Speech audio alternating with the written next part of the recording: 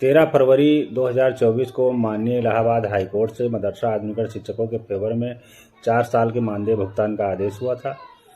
राज्य सरकार ने उसकी डबल बेंच में अपील नहीं किया था, बल्कि एक पुनर्विचार याचिका डाली थी, जो कि पूरी अपील नहीं होती है।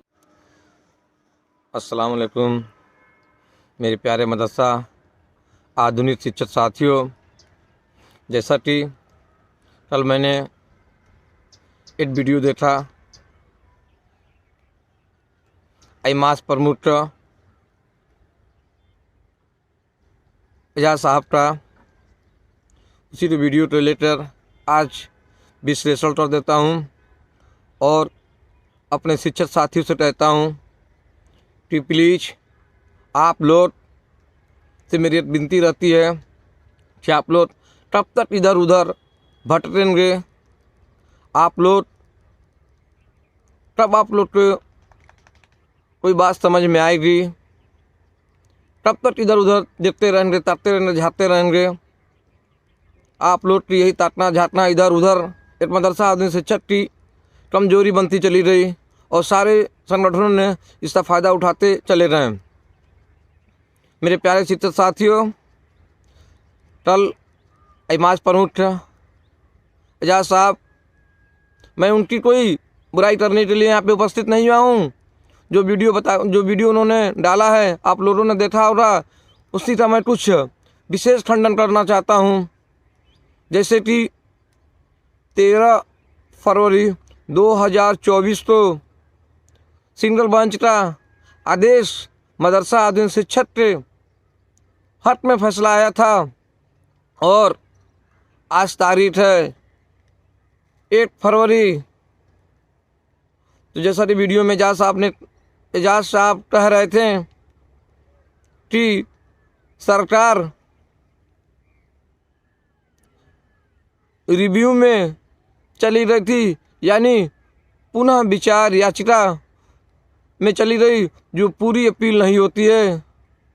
तो अपील कितनी होती है? 1/4 होती है कि 1/2 होती है कि 1/3 होती है। इसका भी एजाज साहब खंडन करना चाहिए। पूरी अपील नहीं होती है, चलिए उनकी बात मान ली जाती है।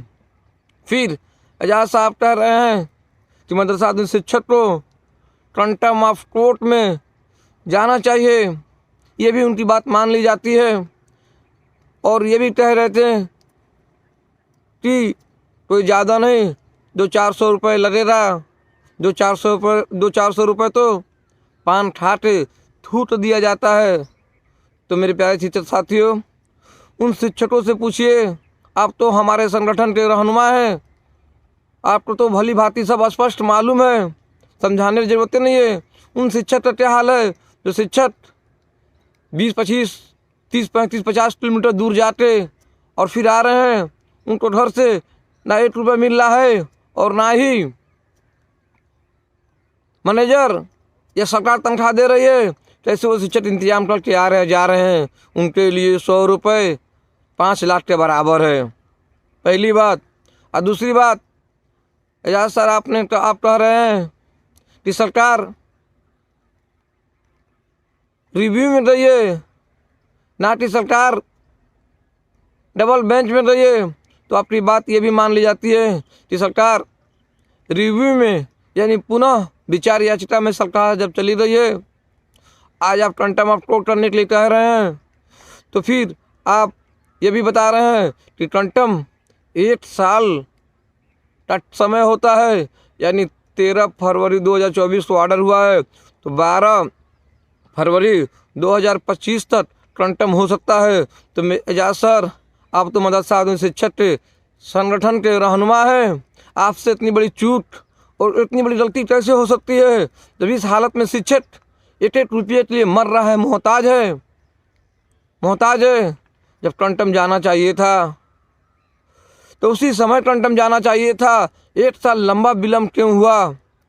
1 साल लंबा समय किस लिए इंतजार किया जा रहा था? इसका जवाब सारे शिक्षक को आपको देना होगा। 1 साल क्यों आपने विलम्ब किया? जब आपने केस की पैरवी कर रहे हैं, लड़ रहे हैं, अशोक खड़े साहब जैसे सीनियर अधिवक्ता को आपने रखा है और अधिवक्ता तो आपने रखा है, तो फिर जब 13 फरवरी को ऑर्डर आ गया तो फिर 1 साल ऑर्डर को इतना लंबा विलंब क्यों? इसका सवाल का जवाब कौन देगा? एजाज साहब मदरसा आधुनिक शिक्षक 1-1 रुपये के लिए मोहताज हैं, जूझ रहे हैं, और आप 1 साल लंबा विलंब किए। आपकी हर एक बात गलत साबित हो जा रही है। उसके बाद से अब आप इस वीडियो में बता रहे हैं कि 4 साल का मानदेय मिलेगा। वो तो स्पष्ट आदेश था, 31 मार्च 2022 तक ले स्कीम चली है, उतना दिन का हाईकोर्ट ने ऑर्डर किया था। मैं हमेशा शिक्षकों को समझाता आता रहता हूँ 4 साल का, और इससे जितने भी पहले पोस्ट आपने टोटो में पे किया उसमें 10 से 11 लाख का सपना आप बताते चले रहे, दिखाते चले रहे कि प्रत्येक शिक्षक को 10 से 11 लाख मिलेगा।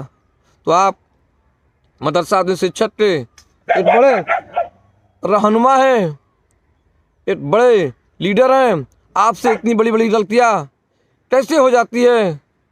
एजाज साहब, आप मदरसा आधुनिक शिक्षक के एक बड़े ओहदे पद पे हैं, आपकी एक बात मदरसा आधुनिक शिक्षक की समझते हैं, भली भली जानते हैं, लेकिन आप मदरसा आधुनिक शिक्षक के साथ हमेशा से ठगने का कार्य करते चले आए, चाहे वो वेरीफाई अनवेरीफाई के नाम पे हो, चाहे किसी के नाम पे हो। और आज टंटम के नाम पे आज बता रहे हैं, जबकि 1 साल लंबा विलंब हो जाने के बाद से आप बोल रहे हैं कि मदरसा शिक्षक पान खाते थूक देते हैं, इसलिए टंटम जाने की डेट 12 तारीख से है, आज 1 तारीख है, यानी 10 दिन आपके पास बचा है।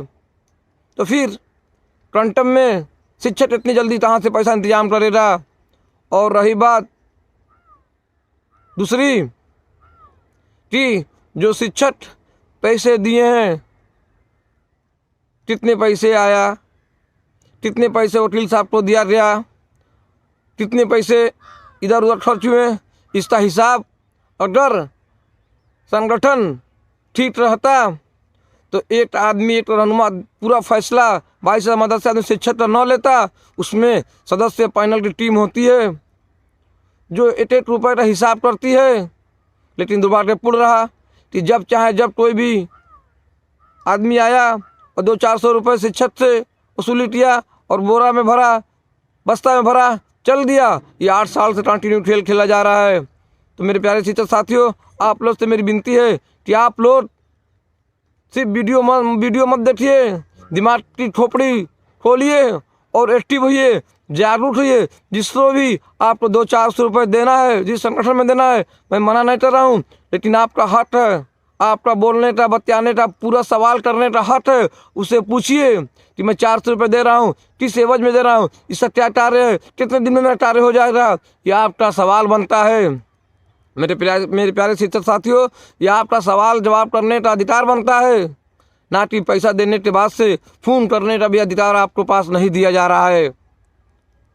तो मेरे प्यारे शिक्षक साथियों, आज इसी में मैंने वीडियो देखा, मुझे बहुत तकलीफ़ हुआ कि जब इनको सब खेल मालूम था कि सरकार रिव्यू में चली रही है, डबल बेंच में नहीं रही है, तो टंटम उसी समय कर देना चाहिए था, तो आज लंबा इतना विलंब नहीं होता।